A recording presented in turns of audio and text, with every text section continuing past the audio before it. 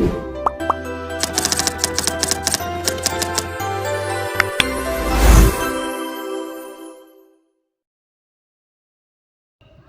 baik, bismillahirrahmanirrahim.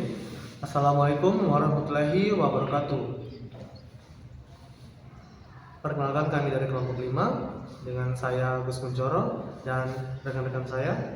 Perkenalkan, nama saya Zainia Zahra dengan NIM A1G1233042. Perkenalkan, nama saya Hira dengan NIM A1G1232020. Perkenalkan, nama saya Firda Sari dengan NIM A1G1230038. Perkenalkan, nama saya Rani Aranti Rahmat dengan NIM A1G1230031. Nah, baik, pada kesempatan kali ini kami akan membahas tentang materi pengembangan bahan ajar untuk memenuhi tugas mata kuliah pengembangan pembelajaran bahasa Indonesia. Nah, pada presentasi kali ini kami mengangkat 5 rumusan masalah yang terdiri dari rumusan masalah pertama yang akan dijelaskan oleh saudari Firda Sari. Kepada saudari Firda Sari, saya silakan. Nah, rumusan masalah pertama yaitu apa saja pengertian bahan ajar, karakteristik, dan jenis-jenis bahan ajar. Nah, bahan ajar di sini saya mengangkat 3 pendapat ahli. Pendapat ahli yang pertama, menurut Dick dan L dalam Manual 2023 mendefinisikan bahan ajar sebagai apa saja yang digunakan oleh guru dalam memberikan pengajaran kepada siswa agar mencapai kompetensi atau kemampuan tertentu. Nah, yang kedua, menurut Dirjen Diknas mendefinisikan bahan ajar sebagai seperangkat materi yang digunakan secara sistematis dalam pembelajaran agar tercipta lingkungan atau kondisi di mana siswa dimungkinkan untuk belajar. Yang ketiga, menurut Abdul Ghufar, di mana mendefinisikan bahan ajar sebagai pengetahuan, keterampilan, sikap yang harus diajarkan oleh guru dan dipelajari oleh siswa. Nah, dari beberapa definisi di atas tadi dapat disimpulkan bahwa bahan ajar adalah segala hal yang digunakan oleh guru dan siswa agar dalam proses pembelajaran agar tercipta lingkungan atau kondisi yang baik di mana berasal dari produk teknologi cetak, audiovisual, berbasis komputer maupun teknologi terpadu. Nah, pengembangan bahan ajar adalah suatu proses yang terdiri dari 3 fase utama. Yang pertama, mengembangkan bahan ajar, proses pembelajaran di kelas, dan evaluasi bahan ajar tersebut. Nah, yang kedua yaitu karakteristik bahan ajar. Di sini ada 5 karakter. Yang pertama, self-instructional, di mana bahan ajar ini dirancang dan digunakan untuk secara mandiri oleh siswa. Yang kedua, self-contained, di mana bahan ajar ini berisi seluruh materi pembelajaran. Yang ketiga, stand alone, di mana bahan ajar ini tidak terpengaruh oleh bahan ajar yang lain. Yang keempat, adaptif, di mana bahan ajar ini dapat beradaptasi dengan teknologi. Dan yang kelima, user friendly, atau di mana bahan ajar ini dapat membantu proses pembelajaran di kelas. Yang terakhir yaitu jenis-jenis bahan ajar. Di sini ada 4 kategori. Yang pertama, bahan ajar cetak seperti buku, modul maupun lembar kerja siswa. Yang kedua yaitu bahan ajar audio seperti kaset, radio maupun piringan hitam. Yang ketiga, bahan ajar audiovisual seperti video compact disc ataupun film. Yang terakhir, bahan ajar multimedia interaktif seperti CAE atau komputer asisten instruksional. Mungkin itu saja materi dari saya kembalikan. Oke. Nah, itulah tadi pemaparan materi dari Firda Sari yang menjelaskan tentang rumusan masalah pertama. Kemudian di sini saya akan menjelaskan rumusan masalah selanjutnya, yaitu tentang apa sih prinsip-prinsip dari pengembangan bahan ajar. Nah, prinsip-prinsip bahan ajar telah dikemukakan oleh Tomlinson. Tomlinson mengatakan bahwa untuk mendapatkan bahan ajar yang baik dan berkualitas, ada beberapa prinsip yang harus digunakan dalam pengembangan bahan ajar. Yaitu yang pertama, istilah dan konsep yang digunakan harus jelas. Nah, kemudian yang kedua, ada evaluasi yang sistematis. Nah, evaluasi sistematif untuk pengembangan bahan ajar harus dilakukan untuk mengetahui sejauh mana bahan ajar tersebut dapat memfasilitasi pembelajaran di kelas. Kemudian yang ketiga, ada kajian terhadap hasil penelitian terkini yang membahas tentang pengembangan bahan ajar, mengenai konsep pengembangan bahan ajar, tentang pengembangan bahasa. Yang selanjutnya, potensi yang dimiliki guru dan peserta didik dalam pengajaran dan pembelajaran di kelas harus disesuaikan dan harus diperhatikan. Kemudian yang kelima, ada berbagai pihak yang terkait dalam pengembangan bahan ajar seperti penulis, pengarang, penerbit, guru, dan peserta didik harus bertemu untuk mendapatkan produk yaitu bahan ajar yang berkualitas dan baik. Nah, itulah rumusan masalah kedua. Kemudian ada rumusan masalah ketiga yang akan dipaparkan oleh saudari Zeni Azhar. Kepada saudari saya persilakan. Baik, rumusan masalah selanjutnya berkaitan dengan prosedur pengembangan bahan ajar. Dan di dalam prosedur pengembangan bahan ajar terdapat beberapa tahapan yang perlu diperhatikan. Tahapan yang pertama adalah analisis. Pada tahap ini berfokus pada identifikasi perilaku dan karakteristik peserta didik. Informasi yang dikumpulkan meliputi usia, bahasa, tingkat penguasaan materi, demografi, dan juga latar belakang sosial ekonomi.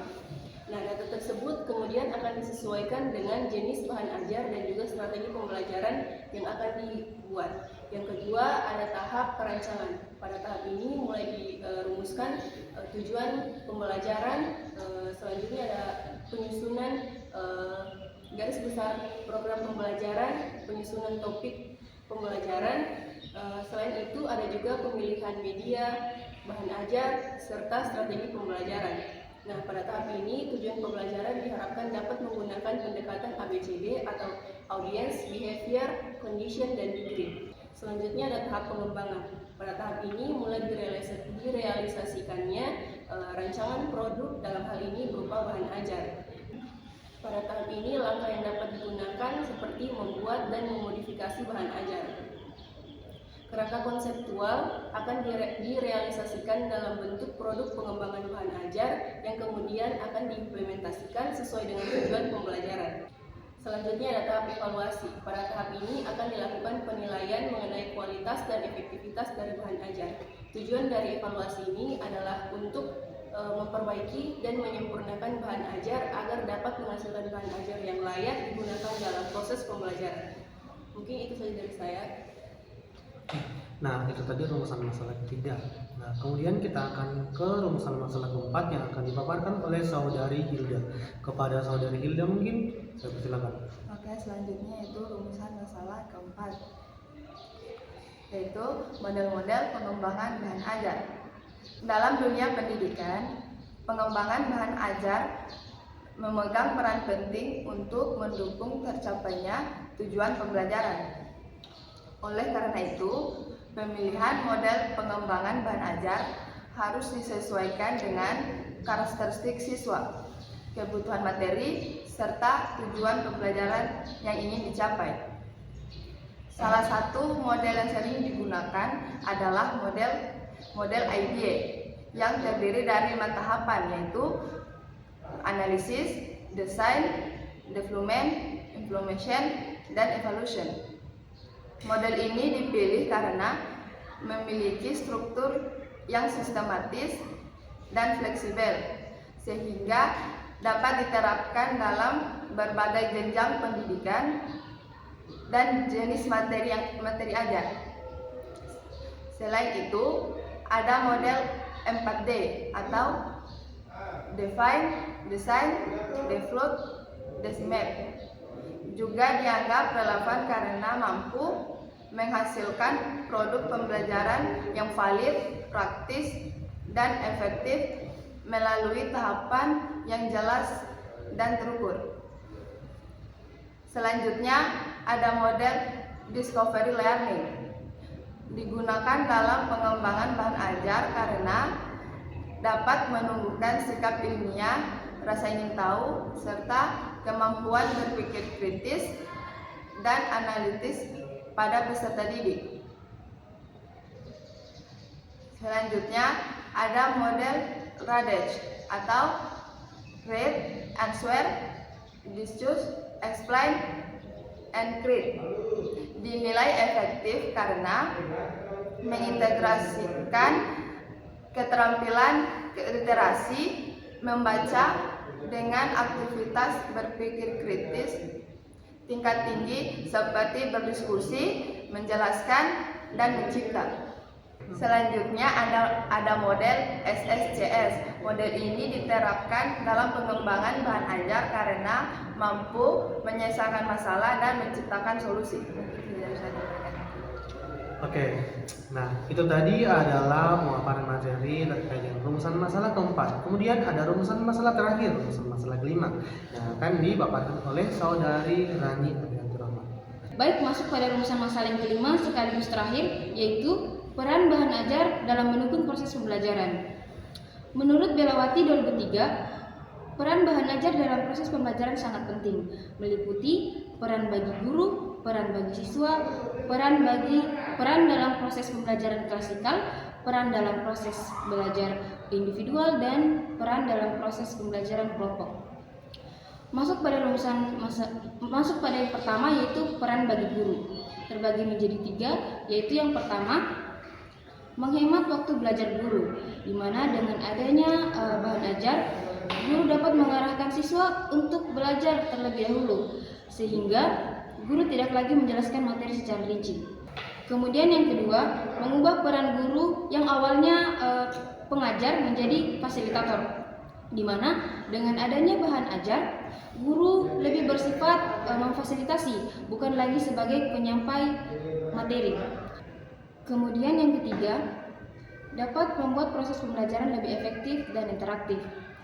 Dengan adanya bahan ajar, guru mempunyai banyak waktu sehingga dapat membimbing siswa untuk belajar dan membuat proses pembelajaran lebih efektif. Dan juga model pembelajaran lebih inovatif dan interaktif karena guru tidak hanya berceramah.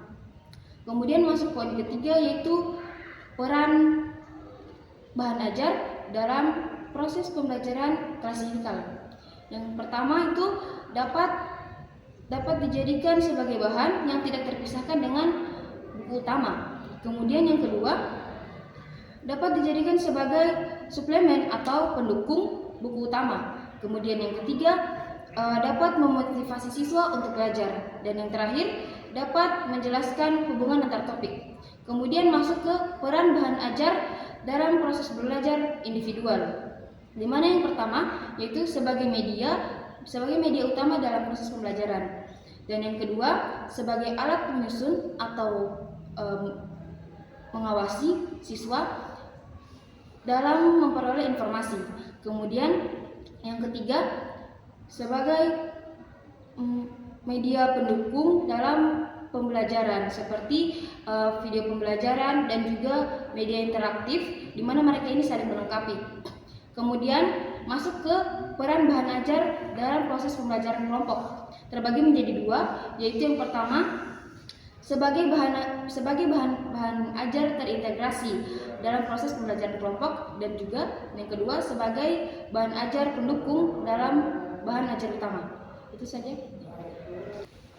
Nah, oke, itulah tadi pemaparan materi terakhir rumusan masalah kelima sekaligus rumusan masalah terakhir untuk presentasi kita pada pagi hari ini. Kemudian kami dari kelompok 5 mengucapkan terima kasih telah menonton video kami. Kami pamit undur diri. Billahi taufiq wal hidayah. Wassalamualaikum warahmatullahi wabarakatuh.